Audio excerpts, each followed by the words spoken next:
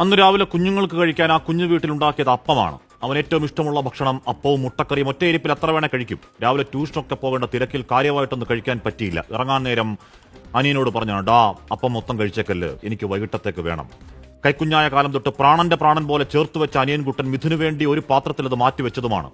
അത് കഴിക്കാതെ ബാക്കി വെച്ചാണ്. വീടിനും നാടിനും മനസാക്ഷിയുള്ള മുഴുവൻ മനുഷ്യർക്കും ഉറക്കം ഞെട്ടിക്കുന്ന അവന്റെ മോർച്ചറി തണുപ്പിലെ ഉറക്കം. ആ വീട്ടിലെ ബുദ്ധിമുട്ടുകളൊക്കെ നന്നായി മനസ്സിലാക്കുന്ന ഒരു പൊന്നുമോനാണ്. പ്രായത്തിൽ കവിഞ്ഞ പക്വത, പഠിക്കാൻ മിടുക്കൻ ചിത്രകാരൻ. വീട് എന്നവർ സ്നേഹത്തോടെ വിളിക്കുന്ന അങ്ങേയറ്റം ദയനീയമായി നിൽക്കുന്ന ആ 4 ഭിത്തിക്കുള്ളിൽ ഒരു ഐസ്ക്രീം പാട്ടയ്ക്കുള്ളിൽ അവൻ ഇട്ടുവെച്ചിട്ടുണ്ട് അമ്മൂമ്മയടക്കം വല്ലപ്പോഴും ഒക്കെ കൊടുക്കുന്ന ചില്ലറ തുട്ടുകൾ. കീറിപ്പോയ ചെരുപ്പ് മാറ്റിവാങ്ങാൻ ശേഖരിച്ചതാണ്. അതുകൊണ്ടാണ് സാറന്മാരെ, അധികാരത്തിന്റെ മത്തിൽ ഏതോ സമാന്തര ലോകത്ത് ജീവിക്കുന്ന നേതാക്കന്മാരെ ആ തകരക്കൂടാരത്തിന് പുറത്തേക്ക് മന്ത്രിയുടെ ഭാഷയിൽ വലിഞ്ഞു കയറിയത് കൂട്ടുകാരന്റെ ചെരുപ്പാണെങ്കിലും ആ ചെരുപ്പിന്റെ വില അറിയാവുന്നത് കൊണ്ടാണ്.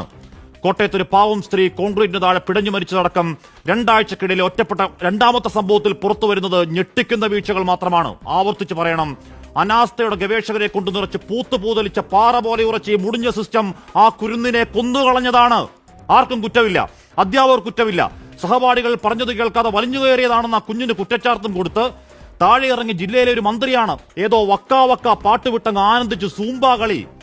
എന്റെയും നിങ്ങളുടെയും പണം ഖജാനയിൽ നിന്ന് ലക്ഷങ്ങളെടുത്ത് ചികിത്സയ്ക്ക് ചെലവാക്കിയ ഒരു മന്ത്രി ആ വീടിന് 5 ലക്ഷവും പറഞ്ഞിട്ട് പറയലാണ് അബദ്ധം പറ്റിയത്. 8ാം ക്ലാസ്സുകാരനാണ്, വകുപ്പിന് വൈറ്റ് വാഷ് അടിക്കൽ. കോട്ടയത്തും കണ്ടതുപോലെ തന്നെ ക്യാപ്സ്യൂൾ ഇറക്കാൻ ഇതുപോലെ രാഷ്ട്രീയ പ്രശ്നമാണോ?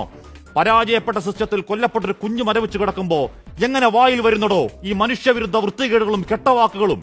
ആ വയനാട്ടിൽ ഒരു സാധുവിനെ കടുവ കീർക്കുന്ന ആ വേദനയിൽ നാട് നിൽക്കുന്ന സമയത്ത് ഫാഷൻ ഷോയിൽ പോയി പടുപാട്ട് പാടുന്ന ഒരു മന്ത്രി. ഇന്നലെ ആ ദാരുണ സംഭവം തൊലിപ്പുറത്ത് പോലും മേശാതെ അന്തം മറിഞ്ഞ് സൂമ്പ കളിക്കുന്ന മറ്റൊരു മന്ത്രി. വകുപ്പിനെ കാക്കാൻ വാഴക്കാര്യം പറയുന്ന വേറൊരു മന്ത്രി. ആ തേവലക്കരയിലെ ദുരന്തത്തെക്കാൾ ദുരന്തങ്ങളാണ് മന്ത്രിമാരെ നിങ്ങൾ സമസ്താപരാധം പറഞ്ഞ് രാജിവെച്ചിറങ്ങിപ്പോകേണ്ട മഹാദുരന്തങ്ങൾ.